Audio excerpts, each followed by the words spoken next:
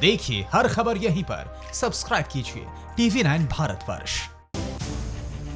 तो राजस्थान में सियासी संकट बरकरार है। कल की जो स्थिति देखने को मिली उसके बाद तो कम से कम गहलोत सरकार साफ नजर आई कि वो अपनी कुर्सी बचा लेगी, लेकिन आज जो होने वाला है, यानी कि आज और विधायक दल की बैठक होगी जिसमें सचिन पायलट ये साफ कर चुके हैं कि वो नहीं आएंगे, किनारा कर चुके हैं वो उससे, और साथ ही ये भी दावा किया है कि उनके पास भी विधायक है। एक तरफ फ्लोर टेस्ट की भी मांग उठ रही है। ऐसे में अगर मैं ये कहूं कि बहुमत अब भी कांग्रेस के पास है तो उसका आधार क्या है वो आप समझ लीजिए। राजस्थान विधानसभा की जो सीटें हैं उनका आंकड़ा है 200 का, यानी कि अगर बहुमत बनाने के लिए, सरकार बनाने के लिए संख्या चाहिए तो वो है आधा +1, यानी कि 101 चाहिए। कांग्रेस के पास अपने अभी के वक्त में 107 विधायक हैं, 15 निर्दलीय हैं, और साथ ही अगर आप इनको मिला लेंगे अन्य के साथ तो ये संख्या 122 हो जाती है। बहुमत का आंकड़ा है 101, यानी कि 122 का आंकड़ा उससे ज्यादा है।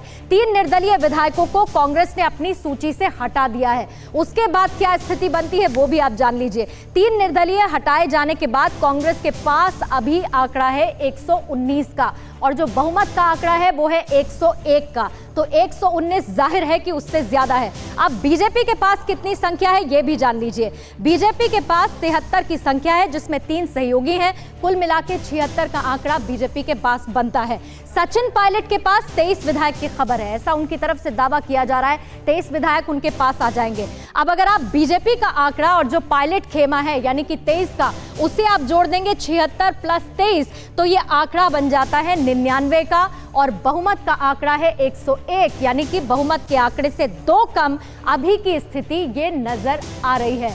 तो अब बड़ी बात यह है कि कुर्सी अभी गहलोत उस पर बैठे हुए नजर आ रहे हैं फिलहाल, लेकिन पायलट आखिर बागी क्यों हुए ये हर किसी के मन में सवाल है। कयास कि आखिर ऐसा क्या हो गया कि सचिन पायलट गहलोत के वर्सेस में खड़े हो गए। तो विधानसभा चुनाव में सीएम का चेहरा माने गए थे सचिन पायलट, लेकिन कुर्सी किसको मिलती है? गहलोत को मिलती है, और उस दिन इसका बीज पड़ जाता है। अशोक गहलोत ने गृह और वित्त विभाग अपने पास रखा, जो कि बहुत महत्वपूर्ण विभाग माना जाता है। कई लोग कह रहे हैं कि इतने सारे मंत्रालय तो सचिन पायलट के पास थे, लेकिन सचिन पायलट को जो कम महत्वपूर्ण वाला है यानी कि लोक निर्माण विभाग, वो उनको मिल जाता है। जाहिर बात है कि इसमें सचिन पायलट बहुत ज्यादा खुश नहीं थे।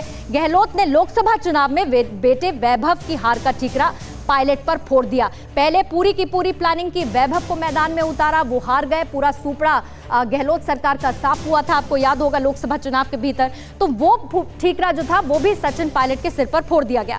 गहलोत सरकार अस्थिर करने के मुद्दे पर एसओजी का जो नोटिस पहुंचा पायलट के पास, तो वो 5वीं और बहुत बड़ी वजह रही, यानी कि वहां पर सचिन पायलट का धैर्य टूट गया, और उसके बाद जो स्थिति बनती हुई नजर आई वो ये कि एक तरफ गहलोत और दूसरी तरफ सचिन पायलट। तो ये 5 बहुत बड़ी वजह रही जिसकी वजह से सचिन पायलट नाराज गहलोत से नजर आए, और उसके बाद कल का जो डेवलपमेंट हमने देखा, फिर आज एक बहुत बड़ी खबर जिसकी लगातार हम आपको जानकारी दे रहे हैं, विधायक दल की बैठक जिसमें सचिन पायलट ने कह दिया है कि वो नहीं जाएंगे।